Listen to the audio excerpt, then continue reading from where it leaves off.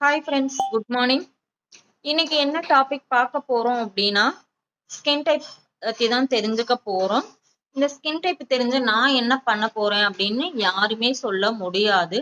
ஒரு பியூட்டிஷியனா இருக்கணும் அப்படின்னா ஃபர்ஸ்ட் ஆஃப் ஆல் வந்துட்டு ஸ்கின் டைப் கிளைண்டோட ஸ்கின் டைப் வந்து அனலைஸ் பண்ண தெரிஞ்சிருக்கணும்.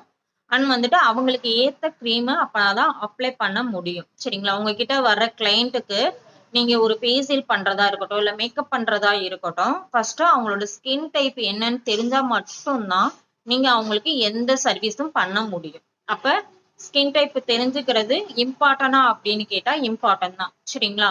இந்த ஸ்கின் டைப்ல எத்தனை விதமான ஸ்கின் டைப் இருக்கு அப்படின்னா 5 விதமான ஸ்கின் டைப் இருக்கு. ஃபர்ஸ்ட் ஒன் வந்துட்டு நார்மல் ஸ்கின், செகண்ட் ஒன் வந்துட்டு ஆயிலி ஸ்கின், தேர்ட் ஒன் வந்துட்டு காம்பினேஷன் ஸ்கின், ஃபோர்த் ஒன் வந்துட்டு சென்சிட்டிவ் ஸ்கின், ஃபிஃப்த் ஒன் வந்துட்டு ட்ரை ஸ்கின்.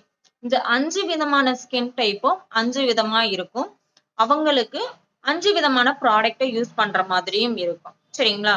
ஏன்னா நம்ம ஃபேஷியல் பண்றது முக்கியம் கிடையாது. ஃபேஷியல் பண்ணிட்டு அவங்களுக்கு ஸ்கின் டைப்புக்கு ஏத்த க்ரீம் அப்ளை பண்ணல அப்படின்னா கிளைண்ட்டுக்கு ஃபேஸ் என்ன ஆகும் அப்படின்னா இச்சிங் ப்ராப்ளம் வரும். சரிங்களா?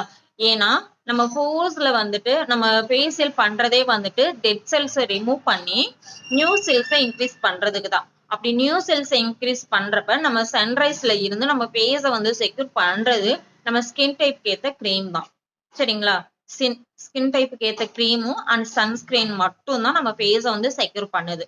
அப்ப ஸ்கின் டைப்புக்கு ஏத்த க்ரீம் அப்ளை பண்றதுக்கு முன்னாடி அவங்களோட கிளைண்டோட ஸ்கின் டைப்னு என்ன தெரிஞ்சா மட்டும்தான் நம்ம வந்துட்டு என்ன பண்ண முடியும், ஒரு க்ரீமை அப்ளை பண்ண முடியும். அதே மாதிரிதான் மேக்கப்பும்.